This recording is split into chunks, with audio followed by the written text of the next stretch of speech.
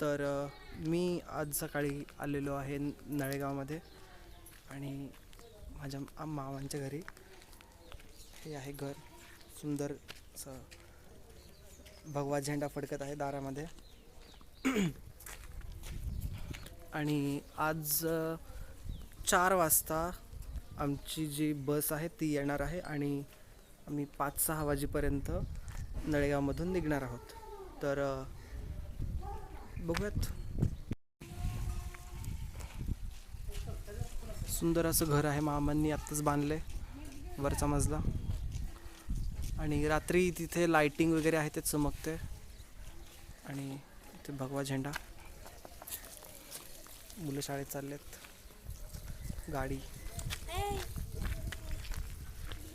ते समोर एक घर आहे, इथे मित्राचंच घर आहे. तिथे गोठा वगैरे आहे, जिथे खूप सारे म्हशी आहेत.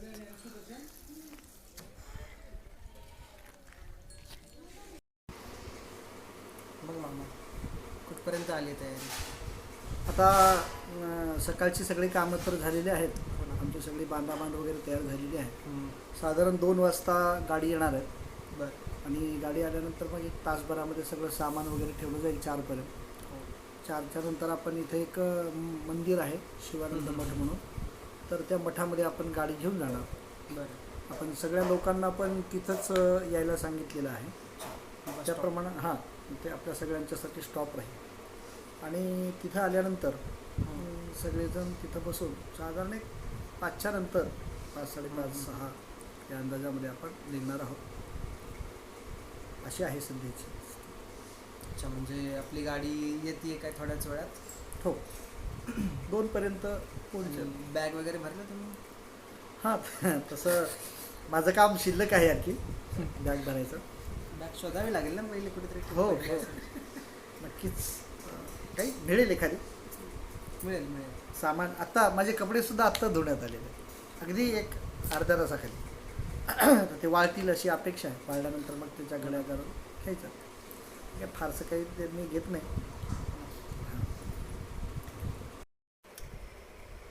आता शालेय मामांचं प्रवचन होत आहे छोटंसं.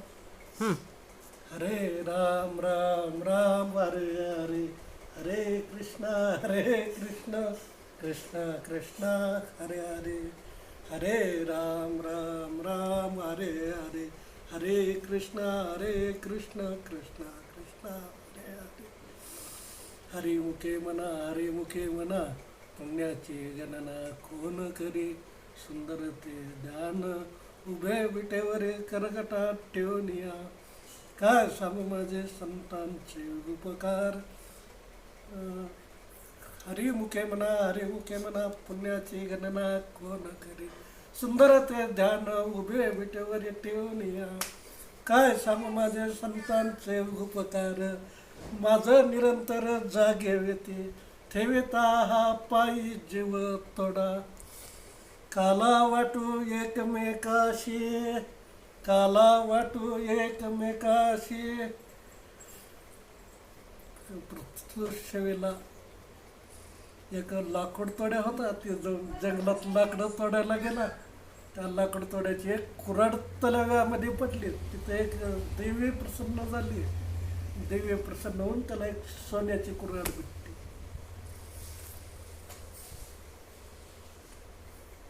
आणि एक कबूतर आणि एक मुंगी होते. त्या कबुतरानं त्या मुंगीचा जीव वाचवला. त्या कबुतरानं त्या पान तोडून टाकलं. त्या पानावर बसून त्या मुंगीला ते पाण्याच्या भोवती बाहेर यायचं होतं. ती मुंगी त्या पानावर बसून त्या पाण्याच्या भोवती बाहेर आली. एक सकाराम होता. ती सकाराम टोप्या विकायला गेला होता. सकारामला छानपैकी झोप लागली होती. एका माणसाचं पोट दुखत होतं.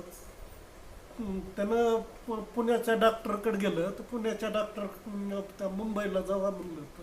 मुंबईच्या डॉक्टरनं विचारलं, बाबा त्याला एक्सरा केलं, तपासणी केली.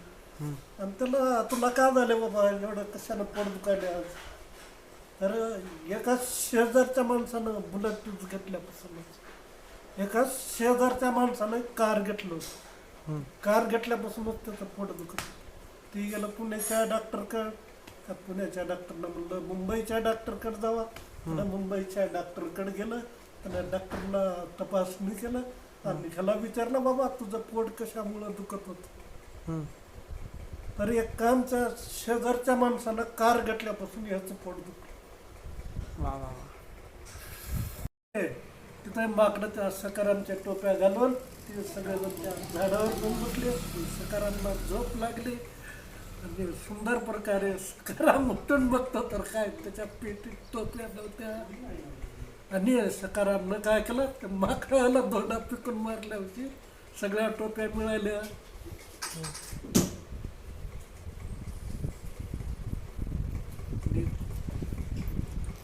बकासूर नावाचा एक राक्षस होता. त्या बकासूर नावाच्या राक्षसाला तर दररोजच्या 5 गाड्या अन्न लागत होतं त्याला जेवायला. दररोजच्या 5 गाड्या, एका दिवशी जिलबी, एका दिवशी गुलाबजामुन, एका दिवशी पुरणाच्या पोळ्या, अशी राक्षसाला जेवायला. ते राक्षस जेवून जेवून मोठाच व्हायचा. ते राक्षस मोठा झाला.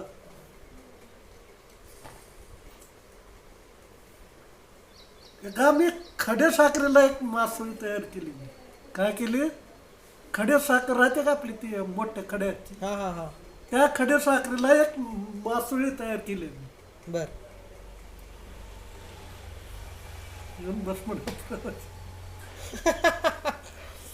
खडे साखरेला एक मासळी तयार केली मी.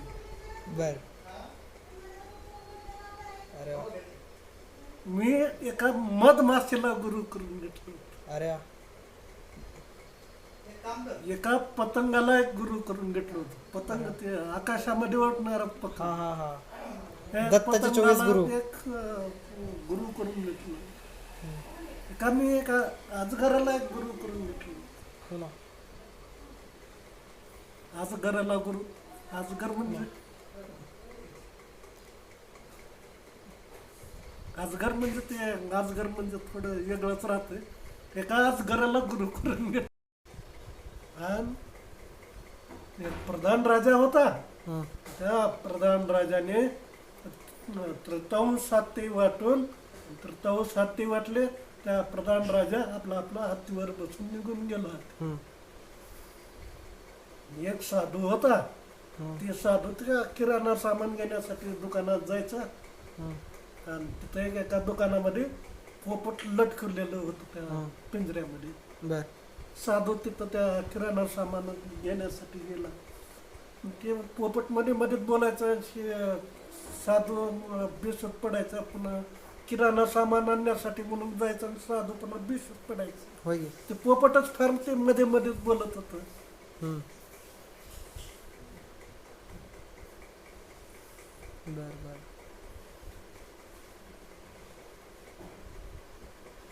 अजून विटायला विटायला विटायला त्यामुळे विटायला. अजून खूप लांब आहे अजून. अजून राहिलंय का? आता संपत नाही आमचा प्रवचन. मग अर्धा घंटा तर. बस बस आजसाठी एवढंच झालं. खूप लांब आहे आमचं. ऐक तर तू. हम्म.